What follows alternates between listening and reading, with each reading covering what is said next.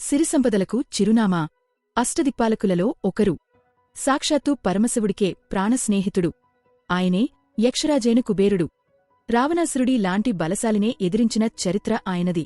కాని ఇంతటి మహోన్నత స్థితి వెనుక ఉన్న పోరాటం ఏంటి? ఒక శాపం వల్ల ఆయన రూపం ఎందుకు వింతగా మారింది? ఉత్తర దిక్కుకు అధిపతిగా కుబేరుడు ఇచ్చే సంపద రహస్యాలేంటి? అంధకారం నుండి అనంత వైభవం వరకు సాగిన కుబేరుడి అద్భుతగాథను ఈ వీడియోలో తెలుసుకుందాం. కుబేరుడు నేరుగా ధనవంతుడిగా పుట్టలేదు. శివపురాణం ప్రకారం ఆయన గత జన్మలో ఒక దొంగ, పూర్వజన్మలో కుబేరుడు గుణనిధి అనే బ్రాహ్మణ కుమారుడు. చెడు అలవాట్లకు బానిసలే తండ్రిచే వెలివేయబడతాడు. ఒక శివరాత్రి నాడు ఆకలితో అడవిలో తిరుగుతూ ఒక శివాలయంలోకి ప్రవేశిస్తాడు. అక్కడ నైవేద్యాన్ని దొంగిలించడానికి ప్రయత్నిస్తాడు.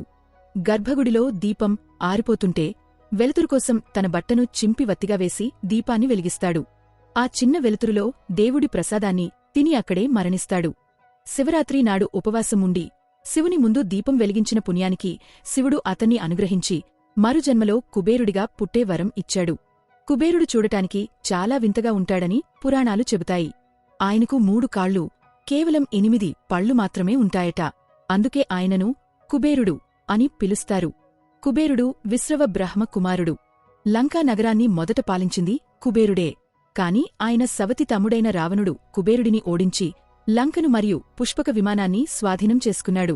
రావణుడి చేతిలో ఓడిపోయిన తర్వాత కుబేరుడు కాశీకి వెళ్లి శివుడికోసం ఘోర తపస్సు చేశాడు. శివుడు ప్రత్యక్షమే కుబేరుడిని తన అత్యంత ఆప్తమిత్రుడిగా స్వీకరించి కైలాసానికి దగ్గరలోని అలకాపురికి రాజును చేశాడు. కుబేరుడు శివుడిని దర్శించుకోవడానికి వెళ్లినప్పుడు పార్వతీదేవి వైభవాన్ని చూసి ఆశ్చర్యపోతాడు. అయితే ఆమెను ఒక కన్నుతో రెప్పవేయకుండా చూడటంతో పార్వతీదేవికి కోపం వచ్చి ఆయన కన్ను పగిలిపోయేలా శపిస్తుంది. తర్వాత శివుడి విన్నపం మేరకు శాంతించి దృష్టిని తిరిగి ఇచ్చినా ఆ కన్ను ఎప్పుడూ పసుపు రంగులో ఉండిపోతుంది. తిరుమల శ్రీనివాసుడు పద్మావతి అమ్మవారిని వివాహం చేసుకోవడానికి కుబేరుడి వద్దే అప్పు తీసుకున్నాడని ప్రతీతి.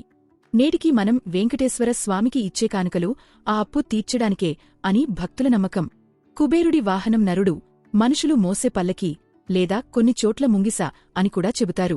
వాస్తు ప్రకారం కుబేరుడు ఉత్తర దిక్కుకు అధిపతి. అందుకే వ్యాపార సంస్థల్లో లేదా ఇళ్లలో నగదును ఉత్తర దిశలో ఉంచుతారు. కుబేరుడికి ఆకుపచ్చ రంగు అంటే చాలా ఇష్టం. పూజల్లో కుబేరపచ్చ కుంకుమ వాడటం విశేషం. మరిన్ని ఆధ్యాత్మిక విశేషాల కోసం మా ఛానల్ని సబ్స్క్రైబ్ చేసుకోండి.